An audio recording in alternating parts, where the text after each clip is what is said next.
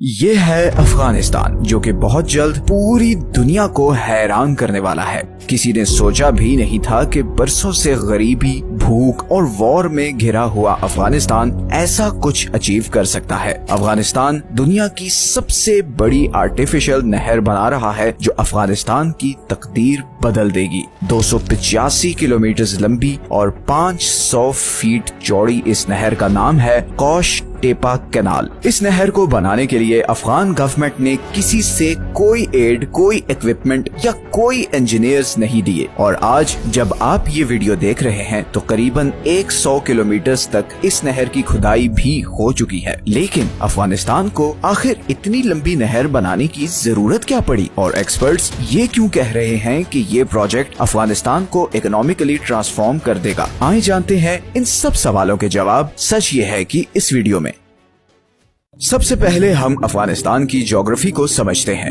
افغانستان ایک مکمل land locked country ہے، مطلب اس کے کسی حصے کے ساتھ کوئی سمندر نہیں لگتا۔ افغانستان کے ایسٹ میں پاکستان ہے، ویسٹرن سائیڈ پر ایران ہے، ناردرن سائیڈ پر ترکمانستان، ازبیکستان اور تاجکستان ہے، جبکہ نارتھ ایسٹ میں افغانستان ایک چھوٹا سا بارڈر چائنا کے ساتھ بھی شیئر کرتا ہے۔ تو افغانستان مکمل طور پر دوسرے کنٹریز میں گھرا ہوا ہے۔ افغانستان کی 80% واٹر سپلائی ادھر ہندو کش کے برف سے ڈھکے پہاڑوں سے آتی ہے۔ افغانستان میں 4 بڑے دریا ہیں جن سے افغانستان کو پانی ملتا ہے۔ افغانستان کی 40% واٹر سپلائی ہیلمند ریور سے آتی ہے جو ہندو کش سے شروع ہوتا ہے اور پورے افغانستان کو کراس کرتے ہوئے پھر ایران افغانستان بارڈر پر برانچ آؤٹ ہو جاتا ہے۔ یہ دریا آج کل ایران اور افغانستان میں ایک پولیٹیکل ٹینشن کا کاز بنا ہوا ہے، بیکاز افغانستان اس ریور پر یہاں پر ایک ڈیم بنا رہا ہے، اور ایران کے اکارڈنگ اس ڈیم سے ہمون کے سارے ایریا پر بہت برا اثر پڑے گا۔ پھر دوسرے نمبر پر آتا ہے امو دریا، جسے انگلش میں دا آکسس ریور بھی کہتے ہیں۔ ریور آکسس سینٹرل ایشیا کا سب سے لمبا دریا ہے۔ یہ ناردرن پاکستان اور سینٹرل ایشیا کے بیچ پامیر ماؤنٹین رینج سے شروع ہوتا ہے اور پھر افغانستان تاجکستان بارڈر سے گزرتا ہوا ترکمانستان میں انٹر ہوتا ہے اور پھر ازبیکستان کو کراس کرتے ہوئے ایرل سی میں جا کر گرتا ہے۔ یہی وہ ریور ہے جس پہ کوش ٹیپا کینال بنائی جا رہی ہے، جسے ہم ابھی آگے جا کے ویڈیو میں ڈسکس کریں گے۔ اس کے علاوہ پھر افغانستان کی باقی واٹر سپلائی کابل، ہری رود اور پنج ریور سے آتی ہے۔ افغانستان دنیا کے ان چند کنٹریز میں سے ہے جس کا 70% ایریا پہاڑوں سے کورڈ ہے۔ افغانستان کے صدرن ریجن میں ایران اور پاکستان بارڈر کے ساتھ ریگستان ہے، تو بیسیکلی کندھار سے نیچے یہ سارا ایریا ڈیزرٹ ہے۔ اب اگر لوگوں کی بات کریں تو افغانستان میں بہت زیادہ ایتھنک ڈویژنز ہیں۔ افغانستان کی ٹوٹل پاپولیشن کا 42% پشتونز ہیں، 27% تاجک ہیں، 9% ہزارہ اور 9% ہی ازبیک ہیں، اور پھر باقی ایمک، ترکمانی اور بلوچ وغیرہ ہیں۔ اگر ہم ہسٹوریکلی دیکھیں تو افغانستان سینٹرل اور ساؤتھ ایشیا کا شاید سب سے امپورٹنٹ کنٹری ہے، بیکاز یہیں سے مغل، تاتاری، سوری، غزنوی، ابدالی اور خلجیز سب کانٹیننٹ میں آئے۔ اب اگر واپس افغانستان کے واٹر سسٹم پر آئیں تو یہ سارے دریا افغانستان کی واٹر ریکوائرمنٹ پوری کرنے کے لیے ناکافی ہیں، اور اسی لیے افغانستان ہمیشہ سے بہت سخت واٹر کرائسس کا شکار رہا ہے۔ لیکن امریکہ افغان وار کے بعد تو اس میں بہت زیادہ شدت آ چکی ہے۔ اصل میں افغانستان کے اس سارے ناردرن ریجن میں پانی کی بہت کمی ہے، اور اسی کمی کو دور کرنے کے لیے افغان گورنمنٹ نے یہ حل سوچا کہ آکسس ریور سے ایک آرٹیفیشل نہر بنائی جائے جو 285 کلومیٹر پر اس سارے ناردرن ایریا کو پانی سپلائی کرے گی۔ اس کینال کی مدد سے قریباً 5.5 لاکھ ایکڑ کے اس خوش ریگستان کو لش گرین کھیتوں میں بدلا جائے گا۔ پانی آنے کے بعد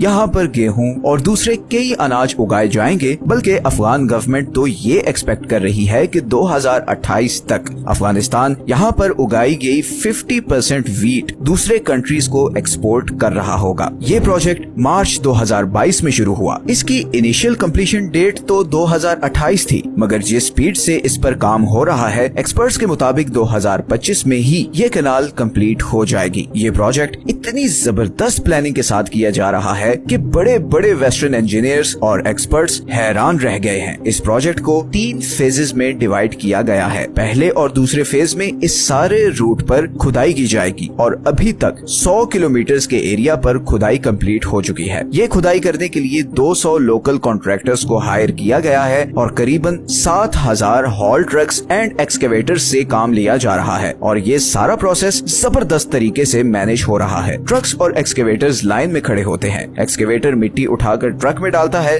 सुपरवाइज करने वाला इंजीनियर जब ओके करता है तो ट्रक ये मिट्टी लेकर नहर के किनारों पर डाल देते हैं। इस तरह इस नहर की कंक्रीट बाउंड्री बनाने की जरूरत भी नहीं पड़ती और एक नेचुरल बाउंड्री बन जाती है। ऐसी बाउंड्री जिसपे कोई एडिशनल खर्चा भी नहीं होता। इस नहर को कंक्रीट स्लैब से फिल ना करने का सबसे बड़ा फायदा ये हुआ है कि दोनों साइड्स की जमीन पर भी इरिगेशन हो सकेगी और ऑलरेडी अफगान गवर्नमेंट ने इस नहर के बॉर्डर्स पर सब्जियां और पौधे लगाना शुरू कर दिए हैं। ये खुदाई कंप्लीट होने के बाद यहाँ पर से वाटर पंप्स के जरिए करीबन 5 किलोमीटर के डिस्टेंस पर सारे खेतों तक पानी पहुँचाया जाएगा। एक और कमाल चीज ये की गई है कि इन खेतों में ट्यूब वेल्स के ऊपर सोलर पैनल्स लगाए गए हैं ताकि इन ट्यूब वेल्स और मोटर्स को चलाने के लिए बिजली की भी जरूरत ही ना पड़े। इस प्रोजेक्ट को लेकर काफी मीडिया प्रोपेगेंडा भी किया गया था। जैसे कि कई वेस्टर्न एक्सपर्ट्स ने कहा था कि अफगान इंजीनियर्स इतने कॉम्पिटेंट नहीं कि वो इस प्रोजेक्ट को एग्जीक्यूट कर सकें। इसी तरह ऐसी रिपोर्ट्स भी आई कि कॉन्ट्रैक्टर्स को टाइम पे पैसे नहीं दिए जा रहे, मगर हकीकत इससे बहुत डिफरेंट है। सब लोकल्स इस प्रोजेक्ट से बहुत खुश हैं। सबसे पहले तो हजारों लोगों के लिए जॉब्स क्रिएट हुई हैं। दूसरा, हमने जब इस पे थोड़ा डीप रिसर्च किया तो ये चीज भी सामने आई कि कॉन्ट्रैक्टर्स को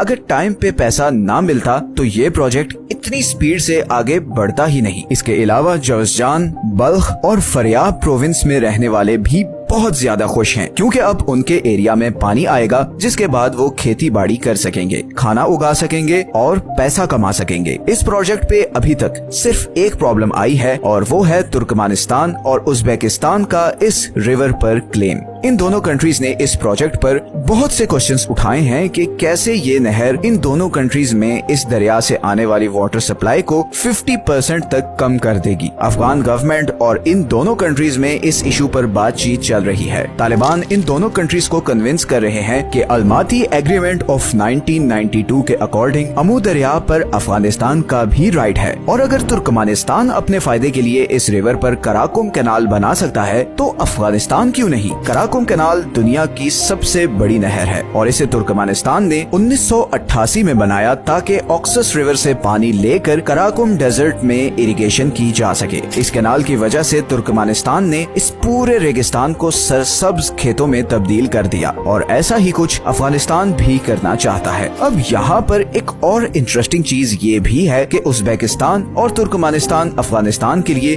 बहुत ही जरूरी है। अफगानिस्तान की करीबन 80% इलेक्ट्रिक सप्लाई इन दोनों कंट्रीज से आती है। इसी तरह अफगानिस्तान की एक्सपोर्ट्स का एक बहुत बड़ा चंक इन दोनों कंट्रीज से गुजरकर जर्मनी, नेदरलैंड, बेल्जियम और ऑस्ट्रिया जाता है। तो ये दोनों कंट्रीज इस नहर के बदले अफगानिस्तान से कई और चीजों पर नेगोशिएट करेंगे। पॉलिटिकली ये इशू जैसे भी रिजॉल्व हो, इकोनॉमिकली ये प्रोजेक्ट अफगानिस्तान के लिए बहुत बड़े फायदे लाने वाला है। अफगानिस्तान को अनाज के लिए किसी दूसरे कंट्री से एड नहीं लेनी पड़ेगी। चंद सालों में अफगानिस्तान में भूख का खात्मा हो सकता है और अफगानिस्तान अनाज उगाने में एक सेल्फ सफिशिएंट कंट्री बन जाएगा। अब जो कंट्री पिछले 40 सालों से जंग की आग में जल रहा हो, उसके लिए इससे बड़ी चीज और क्या हो सकती है। हम भी यही चाहते हैं कि अफगानिस्तान अब फाइनली अपनी इकोनॉमिक डेवलपमेंट पर जोर दे। जो कुछ पिछले 40 सालों से अफगान लोगों ने बर्दाश्त किया है, अब वो फाइनली ये डिजर्व करते हैं कि उन्हें भी थोड़ा सुख मिले।